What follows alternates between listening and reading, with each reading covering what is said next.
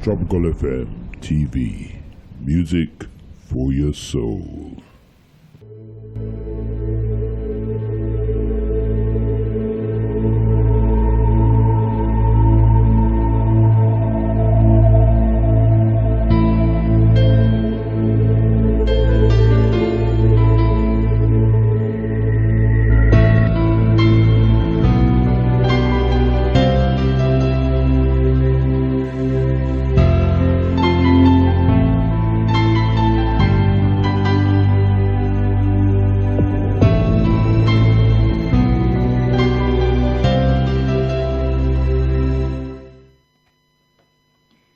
Hi guys, and welcome to Exploring and Understanding the Universe. Of course, it's just going to be with myself tonight, Sammy Fowler. Of course, just before I do start, I kind of promised a family member from Holland a massive Verjaardag shout out. For those of you who don't know what that means, it means happy birthday in Dutch. But of course, I hope that all my family are doing well. Adrianus, I hope you had a fab birthday today. Of course, I do love all of you, family, so hope you have a good evening. So, like I said, unfortunately, my co-host can't exactly be with us tonight, but nah, he's probably playing around with the gremlins or something. As long as we keep him at bay with those, we should be good to go. But yeah, we'll be seeing him next week, hopefully. So, of course, if you have missed our previous shows, please do check out our previous shows page on our website. But of course, I hope you had a wonderful Christmas and New Year. We sure did at the studio. I won't go into it too much, but there is a surprise lined up for you a little bit later on.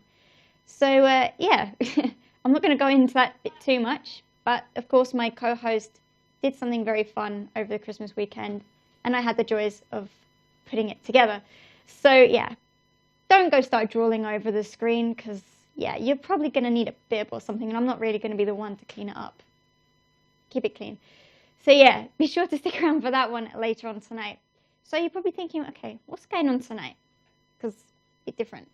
Well, going on from the banner, it's going to be somewhat different. I've decided to reflect on what NASA has done for us for the past year of 2017, things that which you may or may not have heard about, and also what's to come in the future. Well, it's going to be interesting interviews that we're going to have regarding NASA, so definitely hold your fire with this one. It's going to be awesome. So yeah, we know that last year was an incredible year for that company. So I'm not going to keep talking because I know you're pretty much getting bored of me. So I'm going to kick off with our first video with NASA and see what they did during last year of 2017. So check this one out and see you in a few. From an historic eclipse across America to a new goal for human exploration. We will blaze new trails into that great frontier. The moon became a focal point in 2017, a year of groundbreaking discoveries and record-setting exploration at NASA. In October, the National Space Council announced a new human exploration goal for NASA. We will return American astronauts to the moon, not only to leave behind footprints and flags, but to build the foundation we need to send Americans to Mars and beyond. President Trump signed the NASA Transition Authorization Act in March, while Vice President Pence visited 3 NASA centers and saw our next Mars lander. More than 50 million people watched live online as NASA brought you the first coast-to-coast total solar eclipse in the U.S. in 99 years, with views you could only get through the eyes of NASA. In February, we announced the most Earth-sized planets ever found in the habitable zone of a star outside our solar system. The discovery gives us a hint that finding a second Earth is not just a matter of if, but when. Cassini found a key ingredient for life in the ocean on Saturn's moon Enceladus, while Hubble gathered possible evidence of subsurface water on Jupiter's moon Europa. Then Cassini concluded its long-running mission in September. The signal from the spacecraft is gone. Voyager fired its thrusters in interstellar space after 37 years, after we celebrated its 40 years of exploration. A cigar-shaped asteroid became the first confirmed interstellar object observed traveling through our solar system, and our James Webb Space Telescope completed its final phase of cryogenic testing, a significant milestone in the telescope's journey to the launch pad. Our Space Launch System rocket and Orion spacecraft are making progress toward human missions to the Moon and Mars, with the engines for the rocket's first flight ready to go. We're also building on our 20 years of robotic Mars exploration as we prepare to send the InSight lander and Mars 2020 rover to the Red Planet. And on behalf of our nation and, frankly, on behalf of the world, I'd like to congratulate you. Veteran astronaut Peggy Whitson set a new record for American time in space. We announced our newest class of astronaut candidates to help America take the next giant leap in space exploration. The International Space Station received more critical research and cargo from our commercial partners, SpaceX and Orbital ATK, while Boeing and SpaceX made progress toward launching astronauts to the station from American soil. And the Sierra Nevada Corporation successfully completed a free flight of its Dream Chaser, meeting a development milestone for commercial crew and helping prepare to resupply the station. We launched NOAA's Joint Polar Satellite System 1, making the U.S. a more weather-ready nation. Designed to improve the accuracy of weather forecasts out to 7 days. An intense string of major hurricanes was seen from space. The storms caused major damage in the U.S. and its territories. Our technology was used to assist in disaster relief efforts following Hurricane Maria in Puerto Rico and the massive earthquake in Mexico City. Small spacecraft such as CubeSats continue to push the boundaries of technology, demonstrating high-speed laser communications, doing unique medical research, and more. And engineers are studying a supersonic parachute system to help our Mars 2020 mission land safely. We moved a step closer to making quiet supersonic passenger jet travel over land a reality with initial design of our low-boom flight demonstration X-plane. And we demonstrated the traffic management systems we're developing to help the FAA integrate small uncrewed aircraft, also known as drones, into the national airspace. That's just some of the highlights from 2017. For more details, visit nasa.gov/2017. Happy holidays. Thanks for watching. We're looking forward to sharing another year of exciting exploration and groundbreaking discoveries with you in 2018. Now, I know most of you guys, I saw that really annoyed look when Donald Trump came up on the screen. I'm really sorry if I've upset you this evening, but of course we'll keep it clean tonight, right?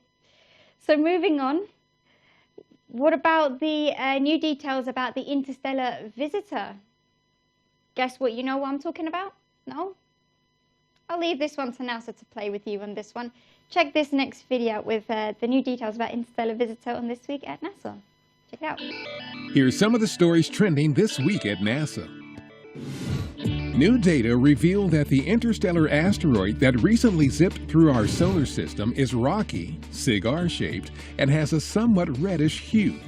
It's the first confirmed object from another star observed in our solar system and was discovered October 19th by the University of Hawaii's Pan-STARRS-1 telescope team, funded by NASA's Near-Earth Object Observations Program. The telescope team named it Oumuamua, Hawaiian for a messenger from afar arriving first.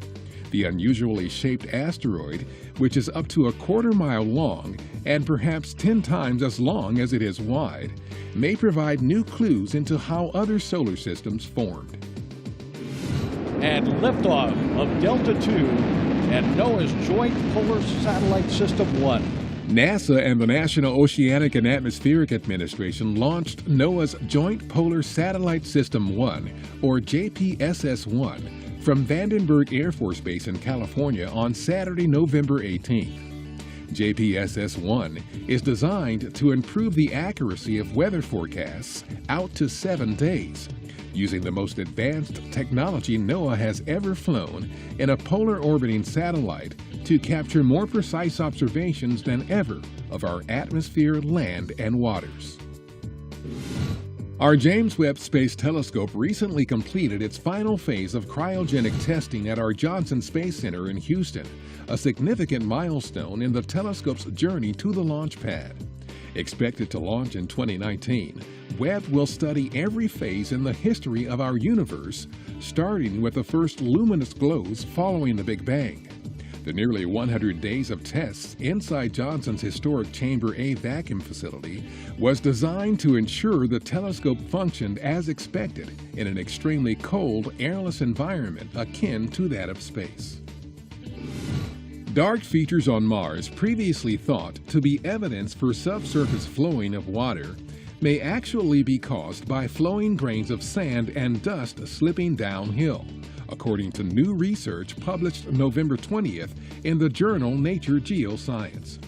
These features, called recurring slope lineae, or RSL, have evoked fascination and controversy since their 2011 discovery as possible markers for unexpected liquid water or brine on an otherwise dry planet. Evidence still suggests there are large deposits of water ice under the Martian surface, but not likely at or near the surface of the red planet. Astronauts aboard the International Space Station shared a traditional Thanksgiving meal in their unique home away from home. We've got some mashed potatoes are always good for Thanksgiving.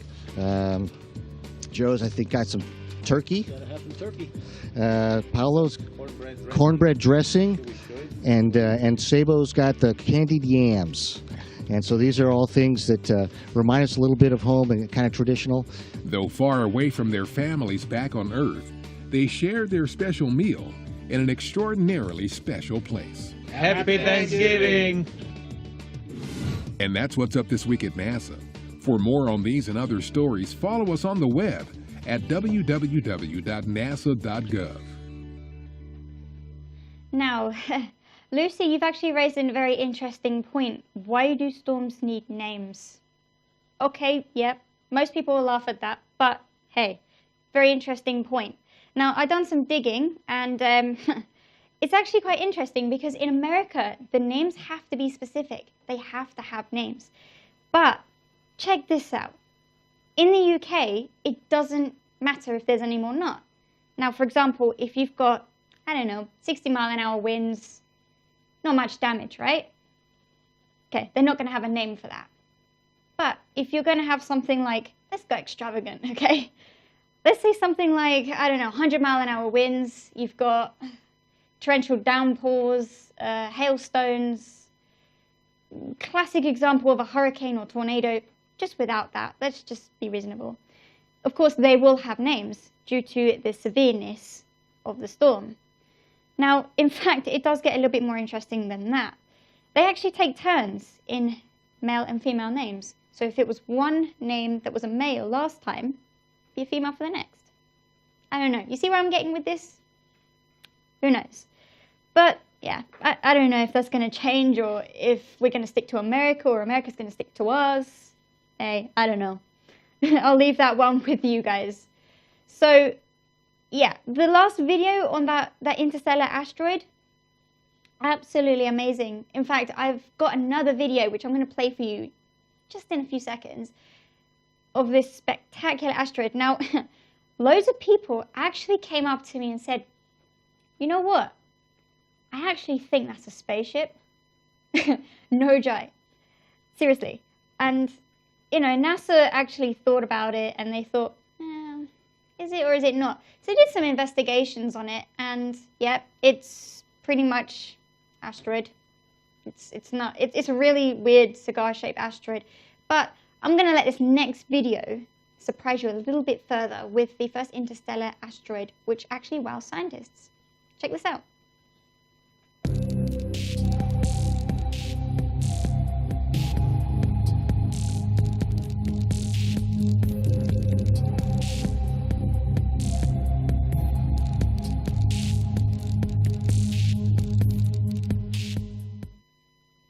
It was a special day when this object was first discovered. We have been waiting for the discovery of an interstellar object for decades, basically. Oh, when I first heard about this interstellar object, it was very exciting just from a scientific point of view that finally there's been an actual observation of such an object. This object is simply a piece of another solar system that was expelled, and it has been traveling through interstellar space for hundreds of millions of years, billions of years, we don't know. A number of our survey projects and other observatories immediately turned their telescopes to take observations of this object.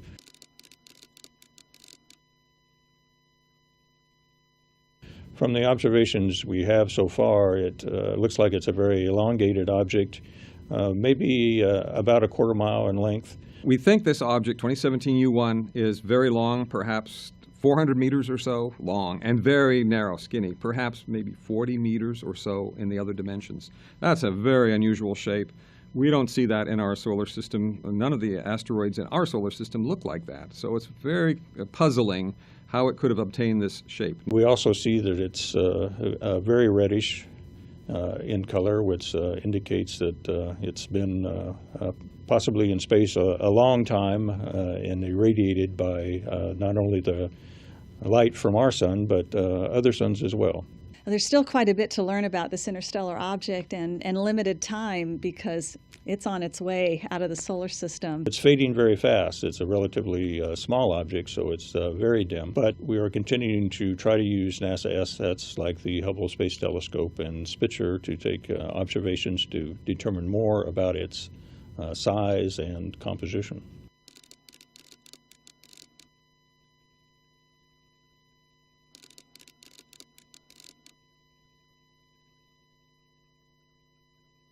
NASA's Planetary Defense Coordination Office has a near-Earth object observations program which funds efforts that survey the skies to look for near-Earth asteroids and to calculate their orbits and their trajectories and to determine if any of them might pose a hazard to Earth. And as part of doing that, some amazing discoveries can happen, and the discovery of this interstellar object was one of them. As our observational capabilities improve, Pan-STARRS has been getting better, other surveys have been getting better. There are new generation surveys that will come online. We will be detecting more of these in the future.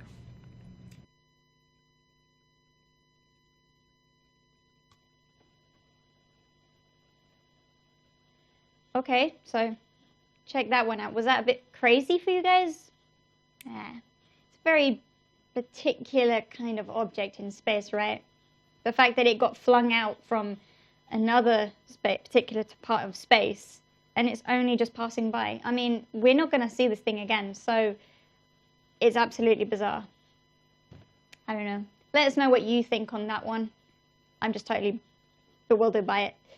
So another part of This Week at NASA, it's not actually this week, we're just going through the highlights that I thought were pretty interesting. So guys, I know most of you are pretty much into the James Webb Space Telescope.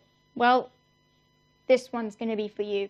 It's about the Chamber A. I'm sure most of you will probably know that if you're a space nerd. So I'm going to let you watch this next video. Check this one out. Here's some of the stories trending this week at NASA. Our James Webb Space Telescope is now out of the historic Chamber A vacuum facility at our Johnson Space Center in Houston after completing cryogenic testing designed to ensure the telescope works well in the cold, airless environment of space. Set to launch in 2019, Webb will study every phase in the history of our universe, starting with the first luminous glows following the Big Bang. The Mars 2020 rover we're building looks a lot like its predecessor, Curiosity. The two share some of the same systems and hardware, but Mars 2020 will be even better equipped to seek out signs of ancient life on the red planet. Mars 2020 will carry new landing technology to avoid hazards, cutting-edge instruments to search for biosignatures on a microbial scale, and ground-penetrating radar to map layers of water and ice up to 30 feet deep. It will also collect samples for possible return to Earth by a future mission. Expedition 5455, the next crew headed to the International Space Station, were in Star City, Russia this week, getting ready for their upcoming launch to the orbiting outpost. NASA astronaut Scott Tengel, Anton Shkaplerov of Roscosmos, and Norishige Kanai of the Japan Aerospace Exploration Agency are set to launch on December 17th from the Baikonur Cosmodrome in Kazakhstan. They'll spend 4 months aboard the space station. NASA and our commercial cargo partner, SpaceX, are set to launch the next resupply mission to the International Space Station on Friday, December 8th from the Cape Canaveral Air Force Station in Florida. SpaceX's Dragon spacecraft will deliver about 4,800 pounds of cargo to the station and critical science and research, including experiments on synthetic bone material and fiber optics, a space debris sensor, and an instrument to measure solar energy. Data from our Chandra X-ray Observatory and ground-based telescopes have revealed new details about an intriguing source previously thought to be part of the Andromeda Galaxy, 2.5 million light-years from Earth. New research shows that the source is actually a very distant object that sits beyond Andromeda, about 2.6 billion light-years from us. It likely also contains a pair of giant black holes in close orbit around each other. The estimated total mass for these two supermassive black holes is about 200 million times that of our Sun. Houston, Tranquility Base here. The Eagle has landed. Our historic Apollo Mission Control Center at the Johnson Space Center in Houston is being completely restored. The restored room will provide a snapshot of how it looked during the Apollo 11 moon landing, with the project set to finish in July 2019, in time for the 50th anniversary of Apollo 11. And that's what's up this week at NASA. For more on these and other stories, follow us on the web at www.nasa.gov.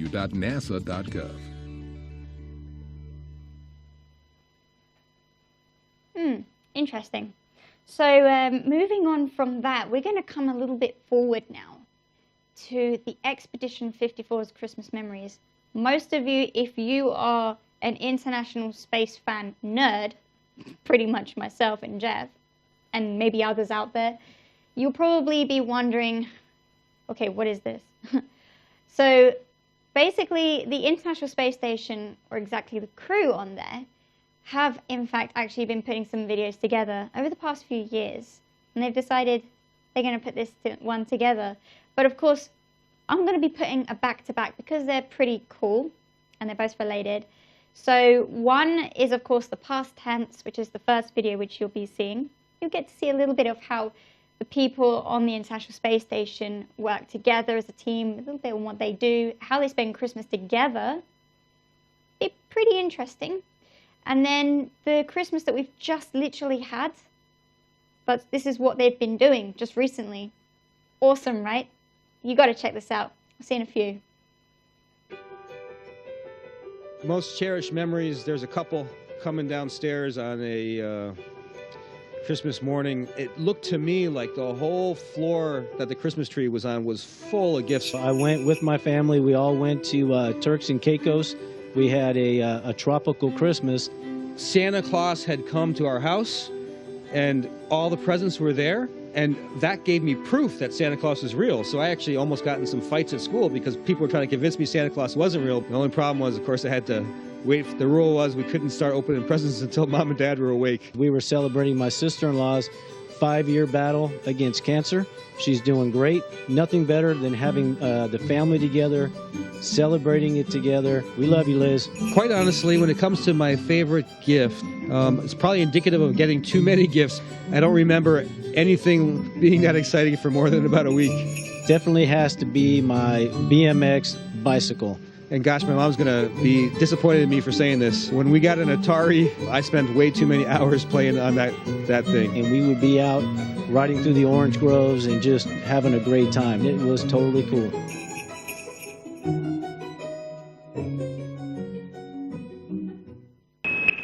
Subscribe for more space.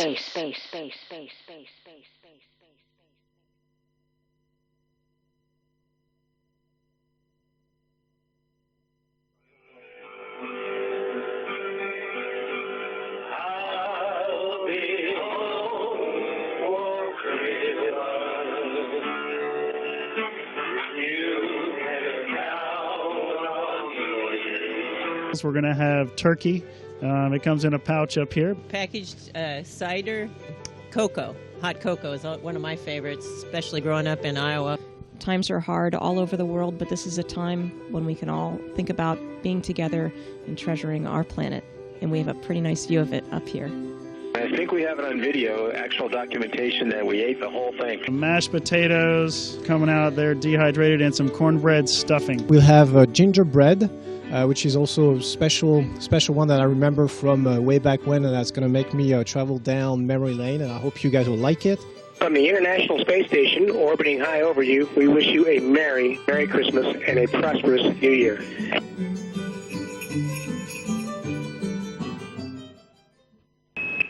Subscribe for more space. Just to be different, I just saw that little bit down the side, and it had our logo on it, and then it had NASA's logo at the bottom. That was awesome. Anyway, so yeah, that's pretty much what NASA's been doing. Well, the International Space Station's been doing over the Christmas, but we'd like to be nosy because we'd like to know what you guys have been doing. So yeah, you know what to do. Let us know in the feeds below. So, now that we're going to get that one over, there's actually some new insights that NASA's going to be giving to you within this year. It's actually a to-do list. And I went through them the other day and I was thinking, wow, this is ridiculously crazy. I mean, we're actually going to be traveling further into space, potentially in a few years to come, right? Not this year, but yeah, because there's a lot of people saying, hey, yeah, there's a one-way ticket to Mars. Is that actually true? Well, potentially, maybe 30, 40 years time, maybe. But, you know, like what everyone's saying, like what NASA's saying, yeah, there you cannot breathe. The temperatures are ridiculous. I mean, we could go from like a really, really hot temperature, probably in the hundreds, to in the evening, literally minus 100 and something odd. No, thank you. I don't want a one-way ticket there. But I don't know, who dares to go that way? Again, let me know. We also have Jane Dawkins, who's watching. She says hi. Who else have we got? We've got Nigel Eyre. Haven't seen you in a long time. Great to have you with us. Who else have we got? I don't really want to give too much away. Huey Dixon. Been a long time since I saw you. But yeah, there's loads more other people. So guys, if you want to have your name shouted out, please just pop up, say, hey, want a shout out. We'll do that for you. So yeah, let's head on for the NASA's 2018 to-do list. I'm really excited over this one. Check it out.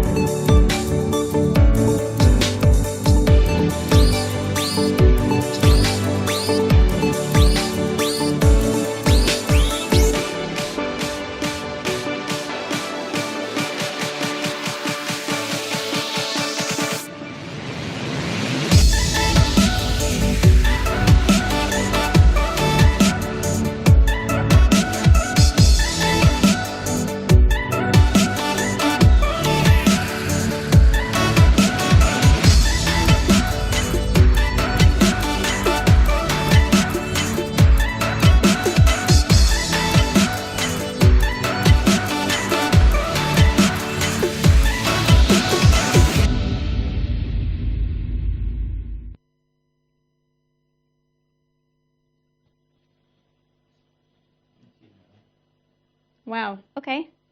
Awesome, right? I'm sure there's plenty more that might be coming. Who knows? It's just going to be awesome. So, yeah, I mean, if you guys want to throw in some ideas, hey, be my guest. So Matt Island's in with us. He says he's enjoying the show, which is great, so big thumbs up. Mustafa, great to have you with us again, and I really hope that you're enjoying the show. Please let us know what it is that you specifically like about the show, if you want us to cover particular subjects, maybe you've read up about something, you kind of want a pure answer on it because you don't know if it's true or not, you know what to do.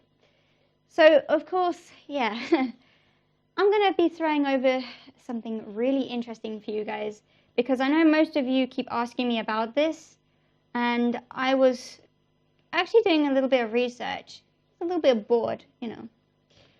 And everybody's keep asking, what is Mission Control all about in Houston? So I was just sitting there, I was thinking, okay, don't really know much about it because I've never actually been there. But hey, I found this spectacular video interview. I think most of you will probably laugh because it's, well, kind of silly questions, but thinking about it, what is really a silly question if you don't know it? Come on. So we're going to check out what's behind the scenes of Mission Control in Houston.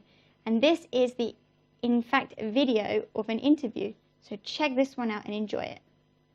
The camera's filming.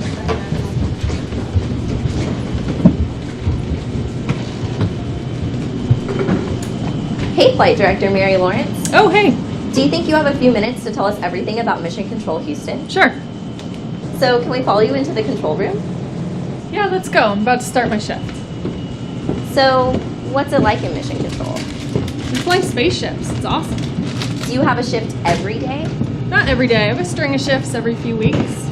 How many shifts are there per day? 3. And how many other flight directors are there? There's 26. Oh man, I hope I'm allowed back here.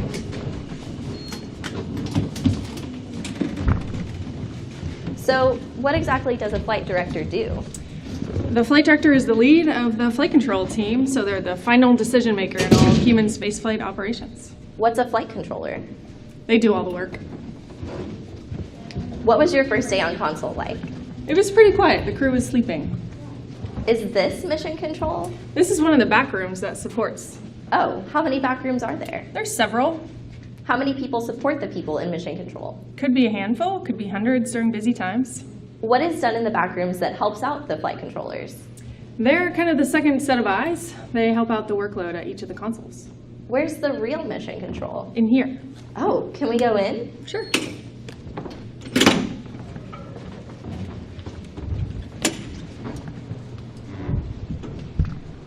Whoa. So this is Mission Control. This is it. What mission is controlled here? International Space Station. Where do you control other missions? Down the hall, around the corner. How many control rooms are in this building? There's 3. How many people are usually in this room? Could be 6, could be 20 some. Is there assigned seating? There is. What do the patches mean?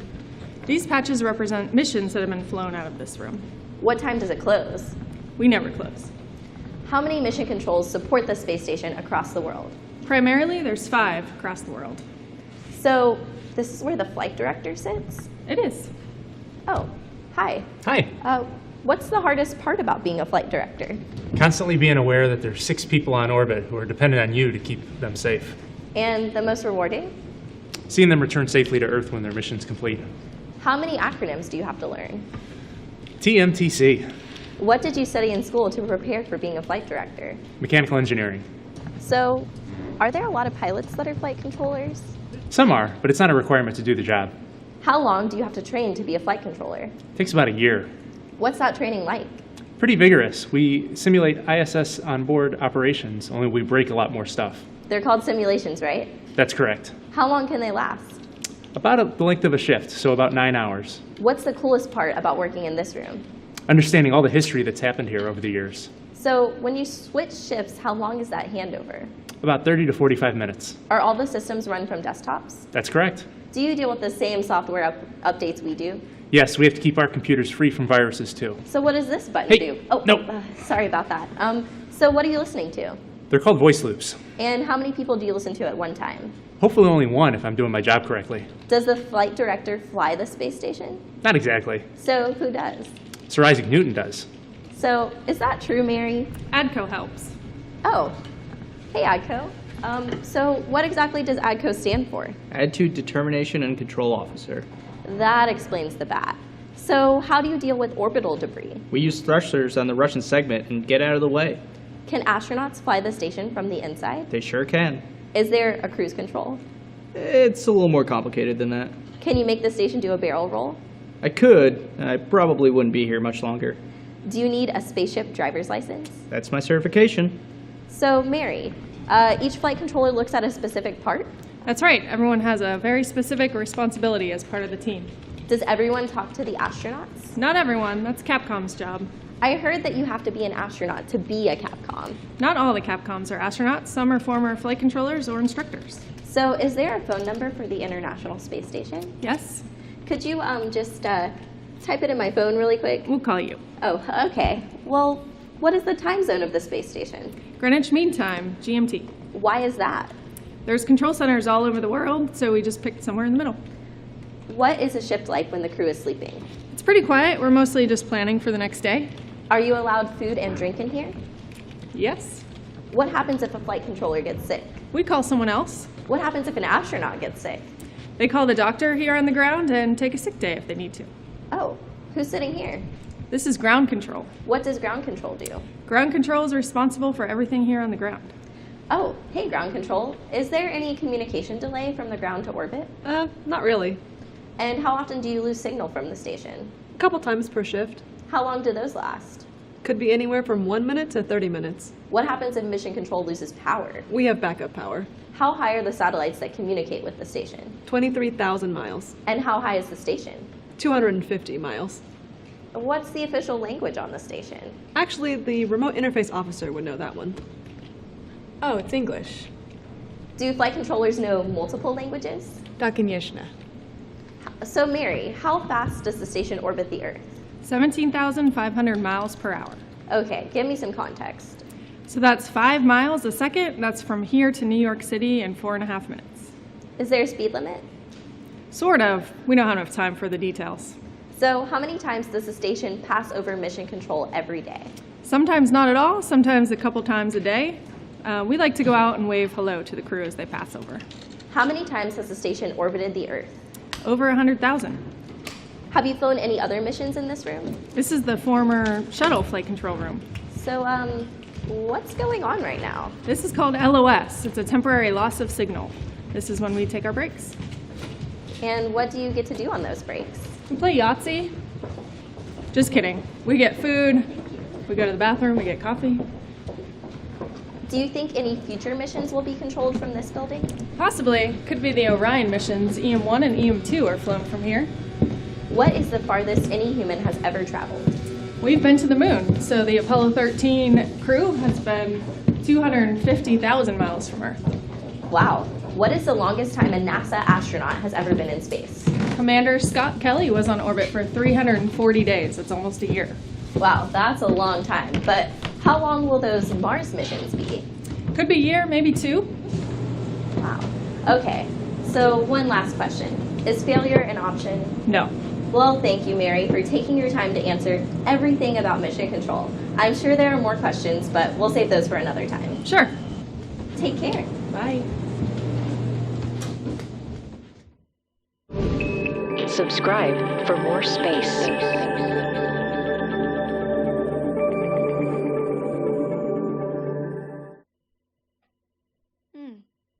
I actually loved that video. I don't know about you, but hey, I just want to take the time out to actually say thank you to Michelle Fowler for actually allowing this to happen. She's the director of this, you know. So yeah, without the authorizations and everything, none of this would have been able to have been done. So I appreciate everything. It's brilliant. Yeah, so I just want to briefly mention in Teresa Hyde. I know it's been a long time, but I just want to give you a shout out. Jamie Mazzy Media Maze, I think you also asked me to do a shout out for you earlier. So yeah, if anybody else wants to drop in, say hi, want to shout out, be my guest. So as we're talking about International Space Station, I kind of sat there and I thought, well, because the next one's going to be an interesting video for you, courtesy of NASA. So we're not going to go on to that one just yet. But hey, how would you fancy your own private tour of the International Space Station? I know I sure would. Jeff would be absolutely thrilled if he was invited. I think a few others would want to as well. Okay, so let's take a look at this next video with the actual tour of the International Space Station. Check this one out. Hello, I'm Sunny Williams. I'm up here on the International Space Station. So this is Node 2. This is a really cool module. Of course, most of these modules you'll see they have 4 sides and they're put together. That way we could sort of work on a flat plane, either a wall, a floor, another wall, or the ceiling. But you know, again, all you have to do is turn yourself and your reference changes. The reason I'm bringing that up is because this is where 4 out of 6 of us sleep. And so people always ask about sleeping in space. Do you lie down? Are you in a bed? Not really, because it doesn't matter. You don't really have the sensation of lying down. You just sit in your sleeping bag. So here's one sleep station right here. I'm going in right now. You can follow me if you want. So I'm inside. It's sort of like a little phone booth, but it's pretty comfy. I've got a sleeping bag right here that we sleep in, so we don't have sort of like a little bit of a cover. We don't fly all over the place. But you know, you can sleep in any orientation. I have it feeling like I'm standing up right now, but like you saw, I'm on the floor. But it doesn't matter if I turn over and I sleep upside down. I don't have any sensation in my head that tells me that I'm upside down, so it really doesn't matter. The sleep station is also like a little office. We've got a computer in here. As you can see, we've got a couple little toys. I've got some books. I've got some clothes and other things that make it sort of like home. I'm coming out. And just for reference, that's one sleep station. This one's another, right here. There's one on the ceiling, if you want to call it, right here. And then there's a 4th on the other wall over here. So all of us sleep in a little bit of a circle. All right, come on back. There's more to show you.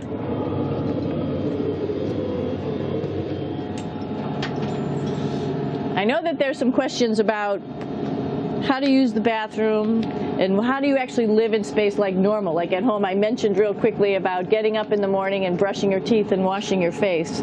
Well, how do you do that? Well, here is the bathroom, essentially. You get up in the morning and we have a little kit, and it has all the essential things that you need, like your toothbrush and toothpaste and brush. See how much better the brush makes my hair look? I'm just joking. It still stands up straight. It doesn't matter where you are. It's always going to stand up straight while you're up in space. A lot of people ask about toothbrush and toothpaste. So, luckily enough, toothpaste, you can do it upside right this way, is sticky, and so it sticks to your toothbrush. No problem. Another cool thing is that water sticks to your toothbrush too. If you can see it, I'll have some water come out. And water is pretty neat up in space. It'll stick to your toothbrush and it will make a big bubble. And that's just by surface tension. And then you can drink it. So a lot of people ask about what do you do with the toothpaste after you brush your teeth.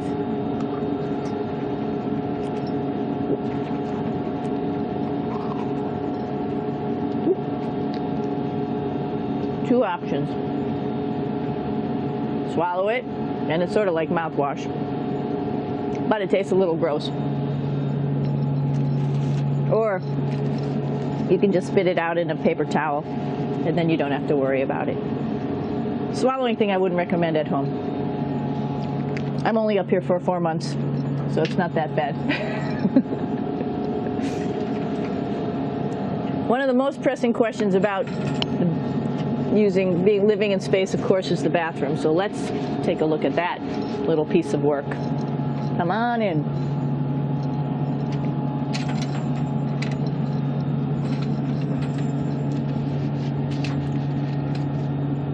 Here we are at the throne. This is awesome.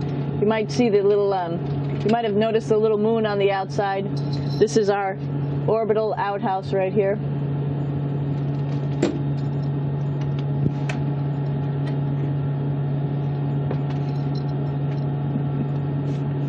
And of course, it serves for 2 functions.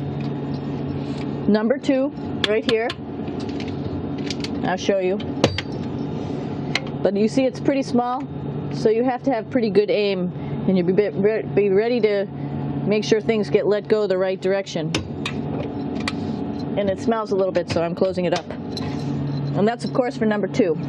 And this guy right here is for number 1. So there's sort of 2 slightly separate functions, but you can do essentially both by hanging on right here and doing number 1 and number 2.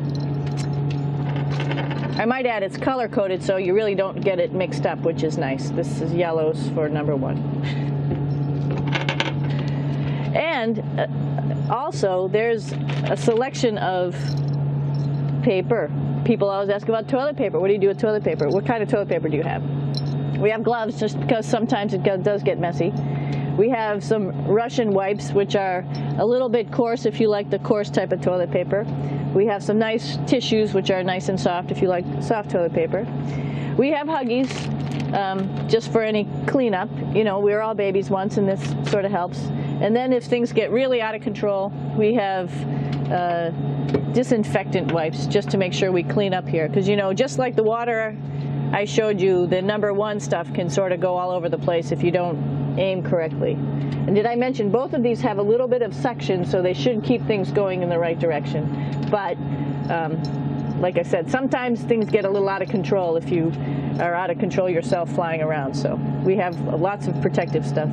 And of course, you do have your privacy. There's a little door, so other people know that you're in there. Here's a pretty cool place. This is sort of like in your house where everybody meets in the morning. After you wash your face, brush your teeth, you want to find something for breakfast. And this is our kitchen. You might notice there's all sorts of foods here.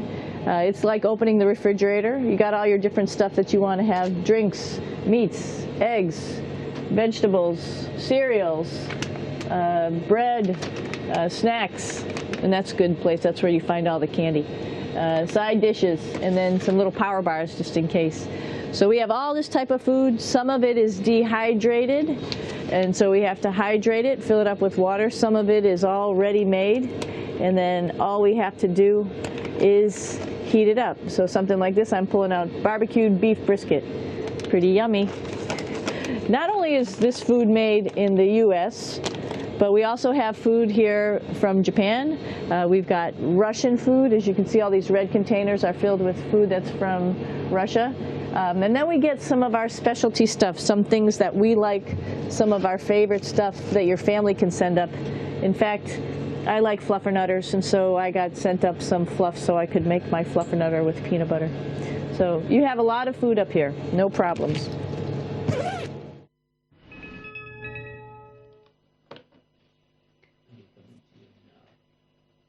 Okay, I don't know about you, knowing that you've just seen the ins and outs of how you survive on the International Space Station.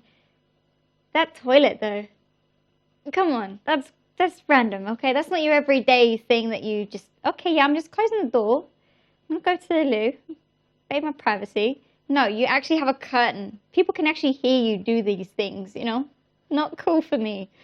But I don't know, who would like to go on the International Space Station? Let me know. I know most of you are laughing right now. I'm not going to go there.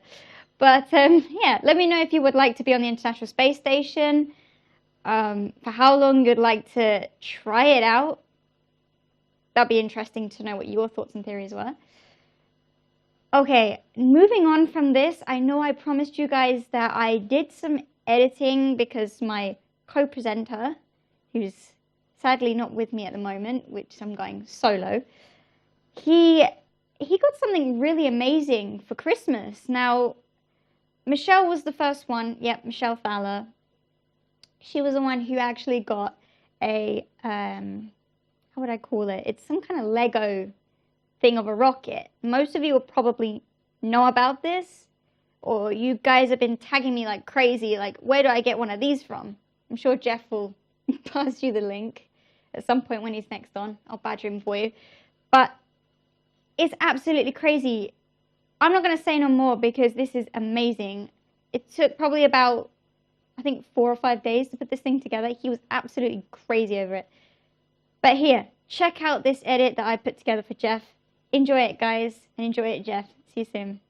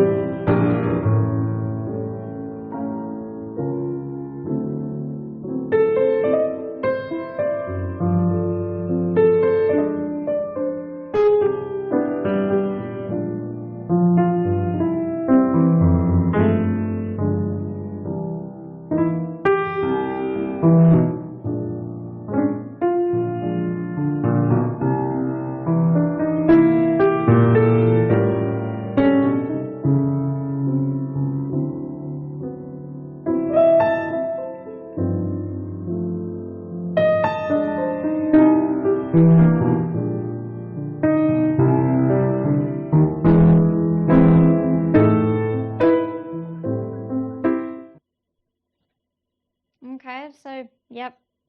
I don't know if you guys were liking my editing, but hey, I'm not going to give that one a massive shout out. Lucy's enjoyed that video though. Hey, that's great. But thanks to Jeff for actually giving me those videos, or pictures rather.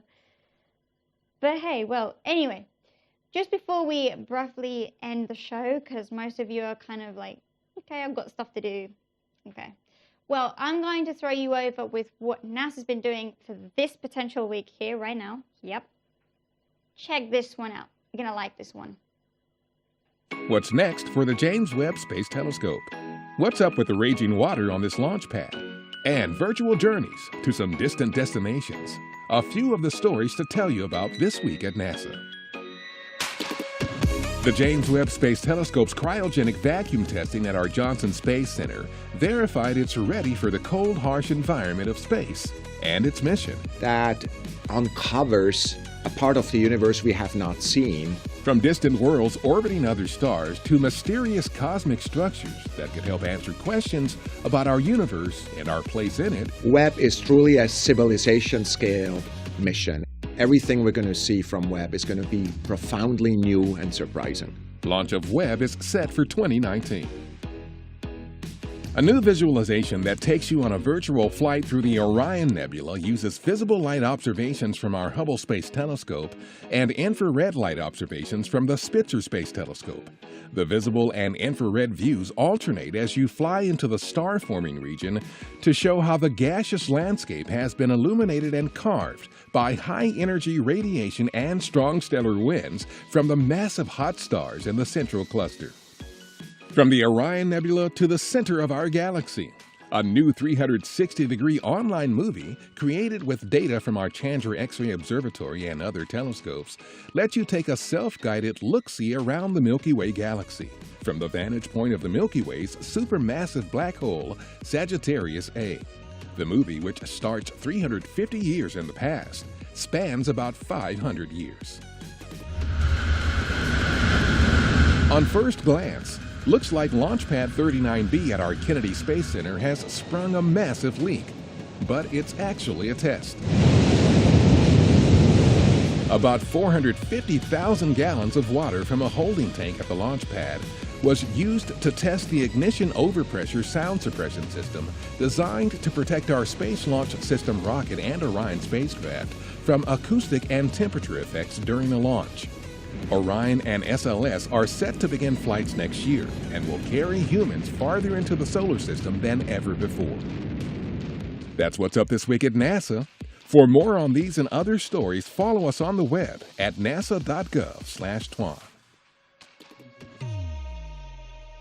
Okay, well, I definitely saved this last video till last because I know most of you, if you stuck around, you are absolutely going to enjoy this last video. Now, everyone keeps saying, hey, NASA's all about, being serious and, everything's got to be set on core and, No. NASA's not like robots, guys. I mean, they're human beings too. They go home, they go to bed. But check this one out. Before I go, I'll say goodnight. But yeah, check this video out. See you shortly.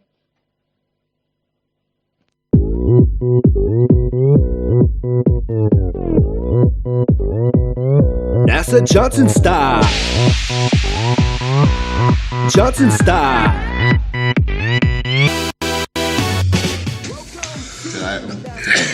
You're good. Stuff okay? Yep. Should I look at Eric or just ignore him? Just ignore him. Yeah, totally ignore him. Action! All right.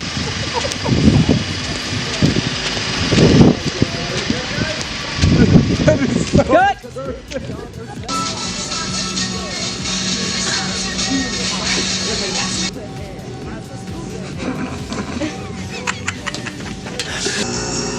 NASA Johnson style. 1, 2, 3, 4, 5. Sorry, Gary. That's alright. It's alright. Right, left, right, left, right, left, right, left, right. Cool. Yes.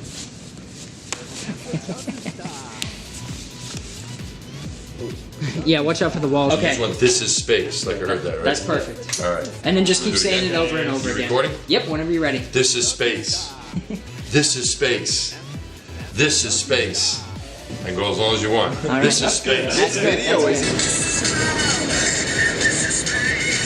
Nice. I like. Yeah, I really like that one. Do you want to get Oh yeah, let me do it again. I don't know if I. Or kind of turn away from it. Do it like that. We just spun at the same time. That was perfect. How's that? Take him out. Beat it. How was that? Watch your head on that mirror. And you guys on the side, if you guys want to be a little more, yeah, you can definitely go a little more into it. As much as you can. 3, 2, 1. Hey. Great. Okay. Are we equal? Just keep going. Oh, Yeah. just keep going. Eric, take Nehemiah's hat.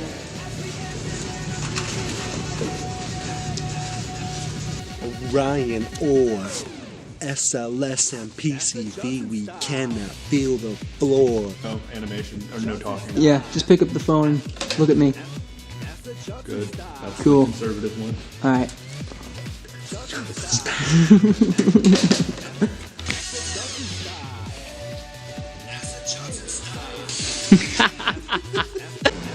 You should like look at me like I'm crazy or something, or just like kind of, yeah. You look.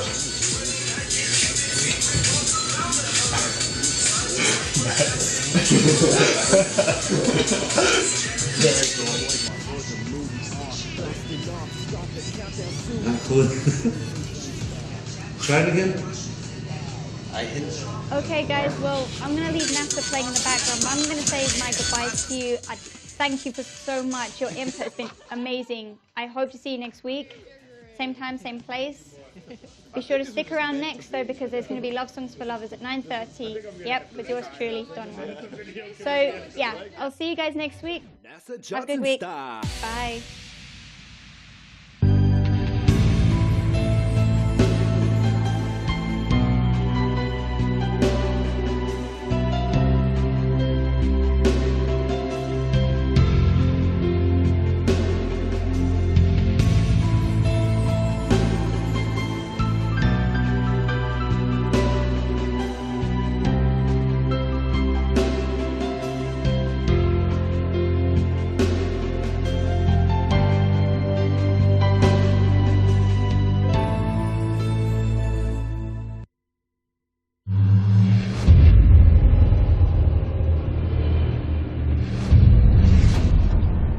Tropical FM TV. Music for your soul.